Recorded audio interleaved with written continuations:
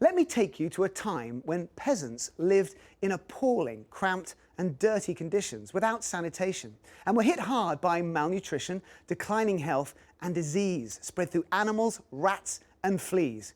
It's positively medieval and hard to imagine. Actually, it's not, because shamefully, you could get in your car and drive right now to Skid Row to see that it's happening at this precise moment on our streets in downtown Los Angeles. In this Virtually Rick, let's take a closer look at what's happening. So come with me.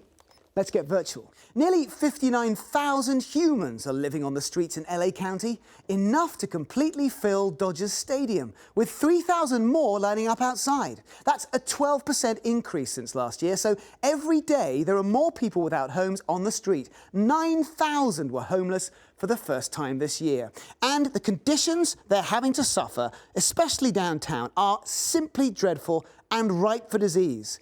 Typhus in particular. These conditions are already affecting police and health workers, putting them squarely in contact with this dangerous disease. And it's not alarmist to say that this is how bigger outbreaks can happen, by letting them happen. After all, typhus is not a common illness, usually something you might pick up abroad in a third world country, not in one of the richest states in the US.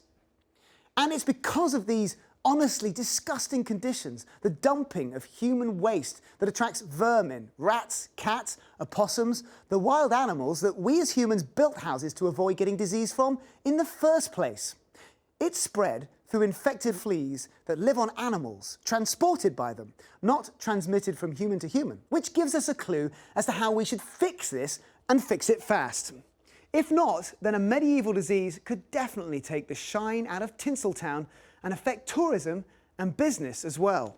We live in a yo-yo economy, you're on your own, where many of us are just one paycheck away from the street.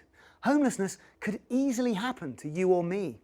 There's a clear connection that if we approach each of our lives as a race to riches and ignore the consequences of others who aren't so lucky, fueled by dreams of fame and fortune in a town that's responsible for that dream, well, the result won't be a fantasy musical or science fiction plot, but an actual stupid human-made tragedy that even the ancient Greeks would be impressed by.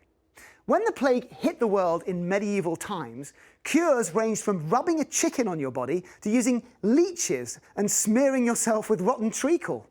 But we now live in a world with science and intelligence and medicine. We need to apply that intelligence now. Nero is often seen as the historical figure who played fiddle and ignored his people while Rome burned. The truth is that this was actually fake news. He helped his citizens, often with his bare hands, opening the doors of his palace to allow them to shelter. So perhaps it's time for our city leaders to wake up, and in a town where there are so many brilliantly creative minds, start to build the kind of society where being homeless and allowing it to happen is a failure of government and society at the highest level.